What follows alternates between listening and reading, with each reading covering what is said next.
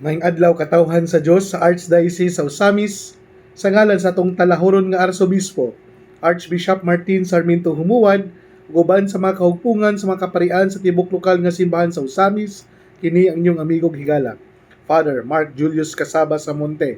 Maghahatod og pamalandong niyo karong adlaw karon nga Martes sulod sa ikaunom nga Domingo sa ordinaryong panahon Pebrero 17, 2026. Ang ebanghelyo natong pagabasahon ug pamalandungan karon atong pagakutloon sa ebanghelyo sumala ni San Marcos.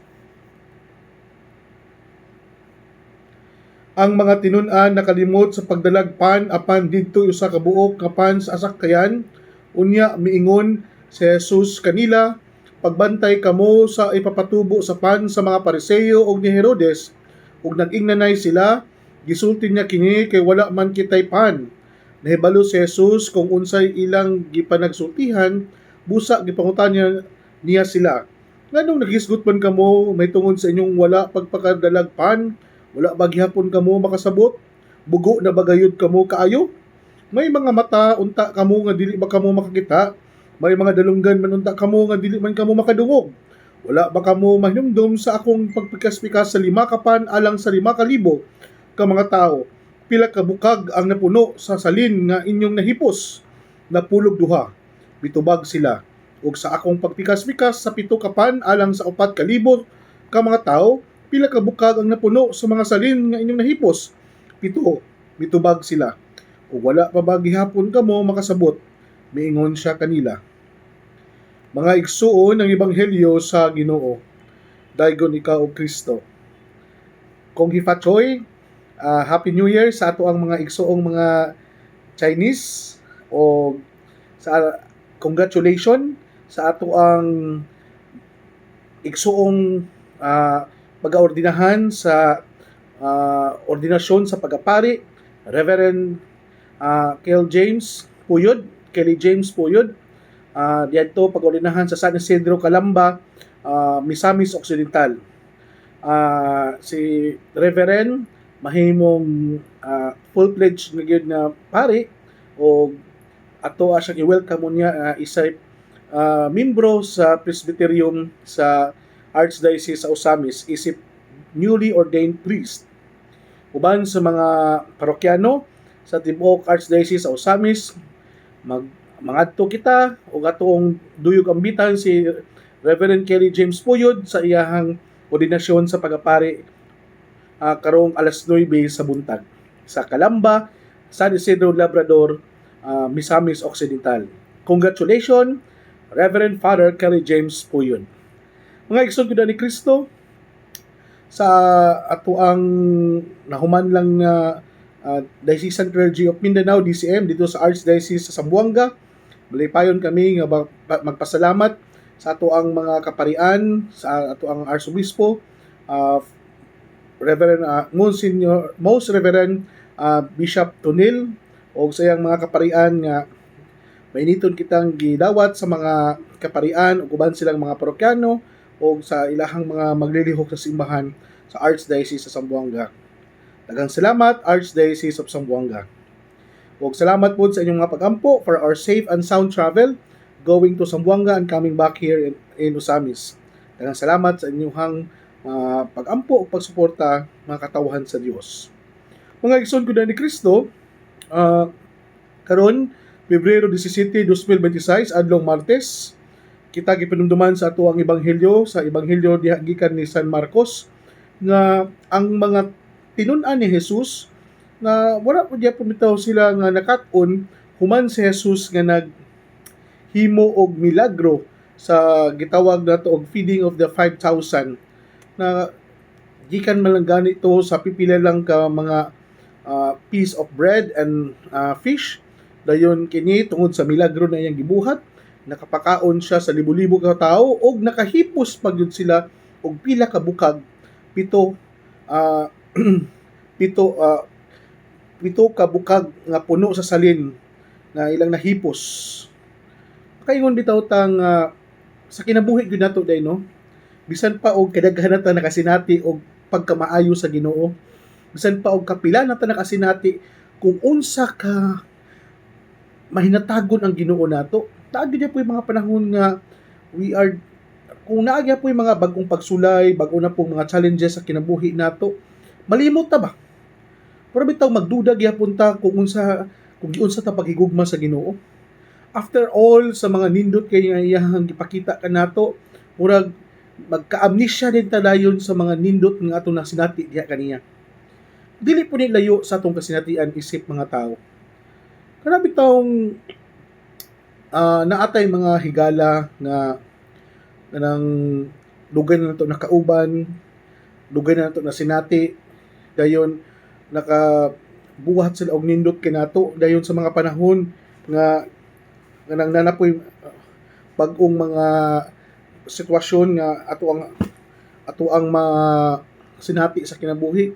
Dayon mura bitaw tag we are always skeptical and we are always doubtful in their capacity in helping us. Murag dili kay tamsalig nila. Sama pud sa ato ang kasinatian ni Kristo nga humantag gipakitaan sa mga milagro, sa mga kababalaghan, sa mga miraculous deeds ni Jesus. Nagyapon gid ang pagduda, no? So, inanay gid ang nature ni sa tao that kana bitang sigurista gid ba? Gusto bitaw gid nga manigurado gid permente nga dapat right there and then sure bull gid permente ang kinabuhi.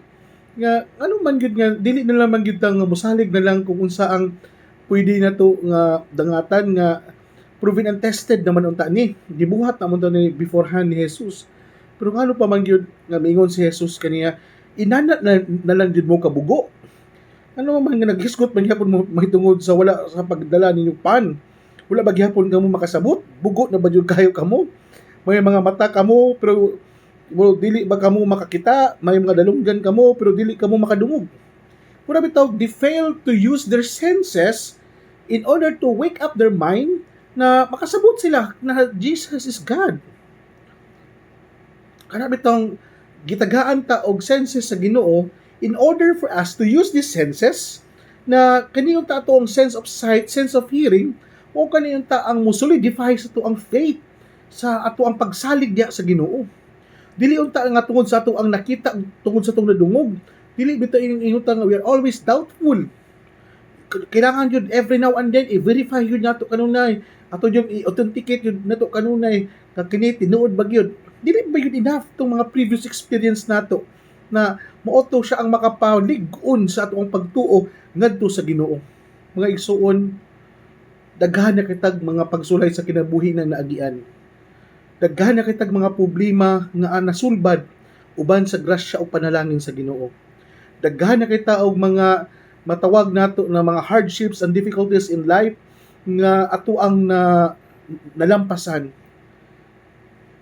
Og we believe na ato ani siyang nalampasan, ato ani siyang na surpass o ato ani siyang na bitang naka-move on kita not because of our own capacity. And we know that. Kabalutaan na nga wala ta makalampos sa ato ang mga pagsulay sa kinabuhi, wala ta nakalampos sa mga challenges sa kinabuhi because inana jud ta ka lantip o inana na jud ta ka genius in finding solution in our life. We know with the grace and mercy of God kining natong mga previous nato na mga problema ato ani siyang nalampasan ato adyong nakaya ug ato adyong nagpangitaag solusyon tungod kay gitagaan ta og grasya ug panalangin ni Kristo. Ug ginaot pa unta na dili nato sayangon bitaw ang mga nasinati nato na mga grasya ug panalangin. Kay kung kita bitaw kanunay ta mangita og kanang unsa ang i-prove na sa tanan na mauna nga usahay mahimutang madudahon sa unsa ka powerful ang Ginoo sa atong kinabuhi. Og ikaduha mga igsoon ni Kristo hinaot pa unta sa pagpadayon nato sa pagpamalandong sa kinabuhi dili nato kalimtan nga ang Dios kanunay nga naguban kanato, ang Dios kanunay nga nagtabang kanato ug dili wala kitay mabuhat kung wala siya. Hinaot pa unta we are humble enough nga atong isalig tanan sa Ginoo kung unsa ang ato ang mga giagian karon sa kinabuhi. Ako bago ko napari tanang mga siguro mga nasa seminary formation, grabe. ang mga naagian na mga pagsulay diha sa formasyon. Pero kani mo nakapalig-on kanamo nga kani untang among mga naagian mao ta kini mo pahinumdom kanamo nga wala may nangapari tungod kay takos kami, we are worthy enough, kundi napari kami tungod sa grasya, kaluoy o paghigugma sa Ginoo. Despite of our unworthiness, despite of being broken, yet we are loved and chosen by God to become one of His servant. Reverend, nasayod ko nga ikaw buutan, nasayod ko nga ikaw naningkamot pod sa pagpakabalaan, hinaot po unta nga sa ato ang pagkapari, giordinahan kita, nakadawat kita sa ato ang ordinasyon o grasya nga talagsaon nga gihatag sa Ginoo. Pero aduna kita yung mga apan, pero kaning mga apan nato dili kini nahimong babag para mahimo kitang pari diya sa simbahan. Now punta na kini ang talagsaon nga grasya nga gihatag sa Dios kanato, ato ni siyang ampingan because this vocation that we have is fragile. And this fragile nga vocation nga gihatag kanato, kung mabuak ni, kung maunsa man ni, dili ni siya basta mga mabalik into its proper form. Let us handle it with care. Ano ako maning gisulti mga igsoon ko ni Kristo? Daghantag mga naagian nga mga pagsulay bago nato nakuha ang maong pagkapari, hinaot po unta nga dili nato sayangan ang maong bukasyon na gihatag sa Dios ug gisalid kanato bisan pa man sa ato ang mga kakulangon ug dili pagkahingpit sa mata sa uban. Mga igsoon ko ni Kristo, ako ang pagtimbaya sa tanan natong mga higala nga naminaw karon diha sa Mercury Drug, GP Rizal, diha sa San Mateo Rizal, o diya sa Cainta Rizal, o sa ato ang mga naminaw karon diya sa Pulot High School. Sa tanang mga naminaw nato karon diha asa man mo karon napita sa inyong mga balay, inyong workplace o sa diha sa kadalanan, maayong pagpaminaw ug God bless kaninyong tanan. Once again, congratulations Reverend Kelly James Puyod o sa tanang mga parokyano, mga higala o paryente ni Reverend nga nagbiyahe padulong karon sa Kalamba, amping ug kita-kits kita didto. Hinaot po unta nga kining ordinasyon nga atong pagasaksihan karon makapadasig usab kanamo mga kaparian. We remain faithful and loyal sa among panaa diha sa tumahal na Arsobispo Most Reverend Martin Sarmiento Humuad, Doctor of Divinity. Mga igsoon, dinhi na ko kutob. Ayaw kamog kalimot na ang pulong sa Dios ang gayud nga pamation, pamalandungan ug paningkamutan nga mapuy-an. Bulahan ang tawo nga maningkamot magpuyo sa pulong ni Jesus, sama siya sa usa ka kahoy nga gitanom daplin sa sapa, kansang ang dahon dili gayud malaya. Og timpo sa timbunga, buhatag siya maayong mga bunga. Hinaot po unta na kining tanan natong nadungog og gipamalandungan, makatabang kanato sa pagkinabuhi nga balaan. Nga mao'y atong gipangandoy og gitinguha isip mga binunyagan. Igsuon, ugma na usab. Uban sa pangama sa itong mahal nga birhen na si Santa Maria, natong gitawag dinhi sa misamisnon nga birhen sa kuta, ang Dios unta magapadalangin kanato sa ngalan samahan sa Anak sa Espiritu Santo. Amen. Daghang salamat ug God bless kanatong tanan.